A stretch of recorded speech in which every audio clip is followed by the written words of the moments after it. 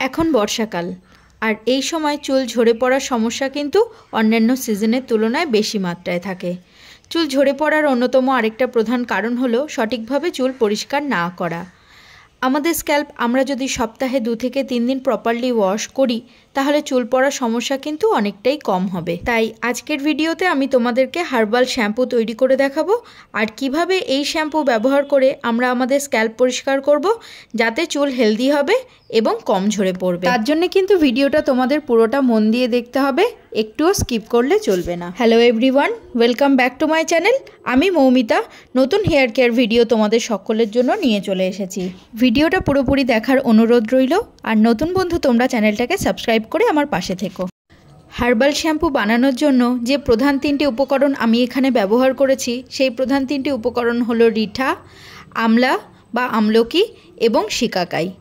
এর সাথে আর কি ইনগ্রিডিয়েন্টস মিশিয়ে আমি শ্যাম্পু তৈরি করেছি চলো দেখে নিই। সবার প্রথমে যেটা করতে হবে সেটা হলো বাজারে দশকর্মার দোকান থেকে এই 3টে ভেষজ উপকরণ আমি নিয়ে এসেছি।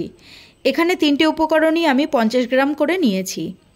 এবার একটা বড় পাত্রে একে একে আমলকি, রিঠা এবং শিকাকাইগুলো আমি নিয়ে নেব। আমলকি এর মধ্যে প্রচুর পরিমাণে আয়রন থাকায় এটি আয়ুর্বেদিক চুলের যত্নের পণ্যগুলি যেগুলো আমরা ব্যবহার করি তার মধ্যে একটি প্রাকৃতিক উপাদান। আমাদের স্ক্যাল্পকে ন্যাচারালি পরিষ্কার রাখার জন্য সোপনাটস বা রিঠা ফলের কিন্তু জুড়ি মেলা ভার, আর রিঠা এবং আমলকির সাথে মিশে হেয়ার ক্লিনজার রূপে ব্যবহার করা হয় শিকাকাইকে। এবার এই 3টি ভেষজ উপকরণের মধ্যে আমি 1 লিটার পরিমাণ মতো গরম জল মিশিয়ে সারা রাত ভিজিয়ে রেখে দেবো। পরদিন সকালবেলা ঢাকা খুলে দেখলাম জলের রঙটা পুরো চেঞ্জ হয়ে গেছে। গরম জল দিয়ে ভিজিয়ে নেওয়ার কারণ হলো যাতে খুব সহজেই উপকরণগুলো সফট হয় আর শ্যাম্পু বানানোর প্রথম প্রক্রিয়াটা যাতে খুব সহজ হয়। দেখো বন্ধুরা, শুধুমাত্র গরম জলে ভিজিয়েই কিন্তু রিঠা থেকে ফেনা বেরোতে শুরু করেছে। এখনও তো আমি বয়েলই করিনি। খুব সহজেই এই হার্বাল শ্যাম্পু বাড়িতেই তৈরি করে নেওয়া যায়। সেই প্রসেসটাই তোমাদেরকে আমি শেখাবো, যার সাইড এফেক্ট 0 এবং বেনিফিটস কিন্তু 100%। বাজারের কেনা শ্যাম্পুর মতো রং, গন্ধ, ফেনা কিছুই কিন্তু এতে থাকবে না, কিন্তু যেটা থাকবে সেটা হলো স্ক্যাল্পকে ন্যাচারালি পরিষ্কার করার ক্ষমতা। নেক্সট স্টেপের দিকে এগোনোর আগে ভিডিওটা যদি তোমাদের ভালো লাগে তাহলে একটা লাইক করো। চলো এবার এই বয়েলিং প্রসেসটাকে আরও সহজ বানানোর জন্য আমি এগুলোকে প্রেসার কুকারে ট্রান্সফার করছি। কারণটা হলো সময়টাও বাঁচবে আবার গ্যাসেরও সাশ্রয় হবে। এছাড়া ইনগ্রিডিয়েন্টসগুলো খুব ভালোভাবে সফট হয়ে যাবে। এখানে ভিজিয়ে রাখা জলটাও আমি এর মধ্যে অ্যাড করে নেব।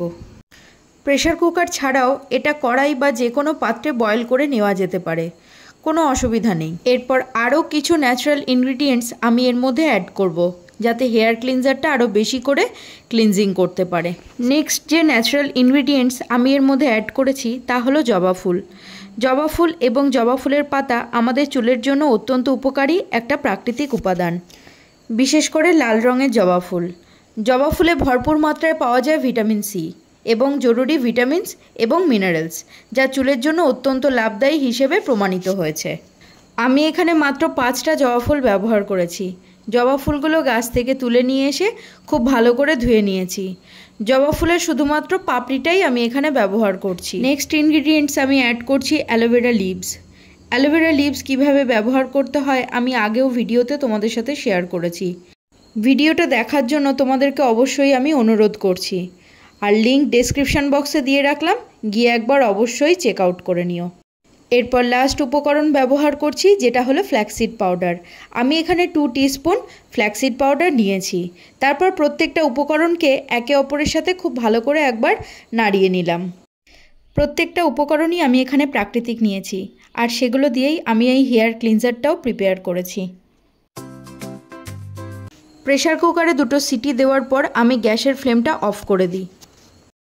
এরপর গরম অবস্থাতেই আমি উপকরণগুলো থেকে জলটা পুরো ছেঁকে নিচ্ছি। ভিডিওটা দেখতে দেখতে একটা লাইক করো এবং প্লিজ তোমরা চ্যানেলটাকে সাবস্ক্রাইব করে নিও যারা এখনও পর্যন্ত সাবস্ক্রাইব করোনি। সমস্ত ন্যাচারাল ইনগ্রিডিয়েন্টসগুলো আগে আমি ছেঁকে তুলে রেখেছি।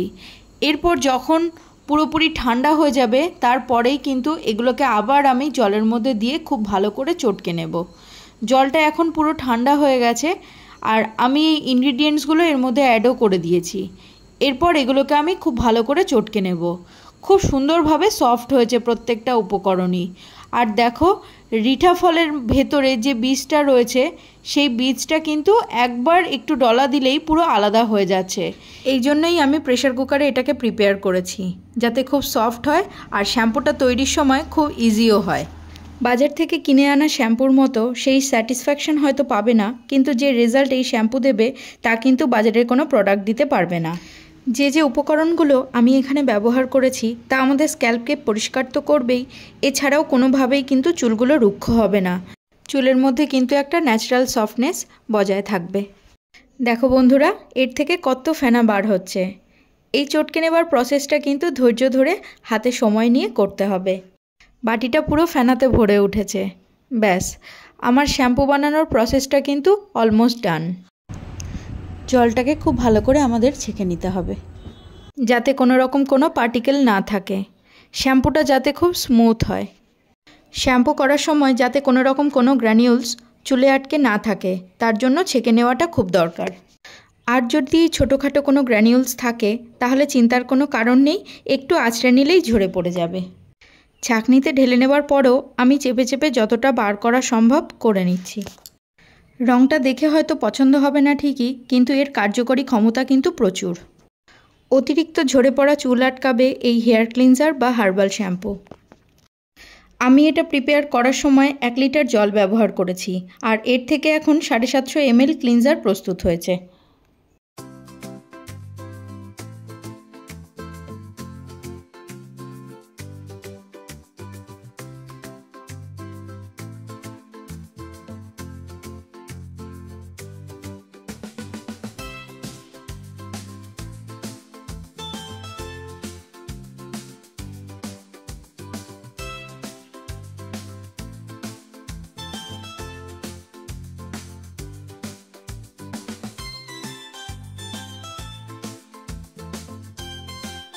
রেডি করে নেওয়ার পর হার্বাল শ্যাম্পু বা হেয়ার ক্লিনজারটা আমি একটা ফাঁকা বোতলের মধ্যে ট্রান্সফার করে নিচ্ছি। এটা যেহেতু ন্যাচারাল ক্লিনজার তাই পরিমাণে একটু বেশি মাত্রায় লাগবে। আমি যেটুকু বানিয়েছি তাতে আমার 1 সপ্তাহ আরামসে চলে যাবে।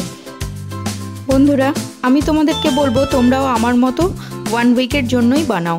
2 থেকে 3 বার এতে অনায়াসেই হেয়ার ক্লিনজিং করে নেওয়া যাবে, তবে পরিমাণে কিন্তু একটু বেশি মাত্রায় লাগবে।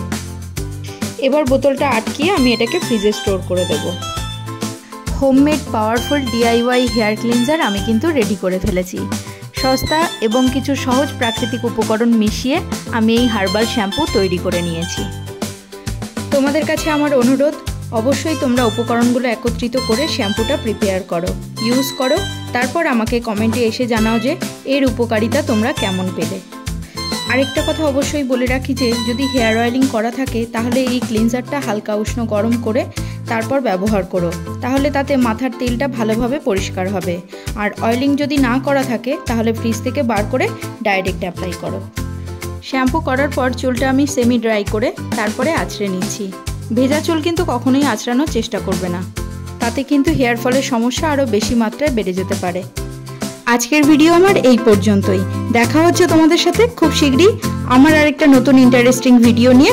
টিল দেন সকলে ভালো থেকো, সুস্থ থেকো, সকলকে ভালো রেখো এবং নিজেকেও ভালোবেসো।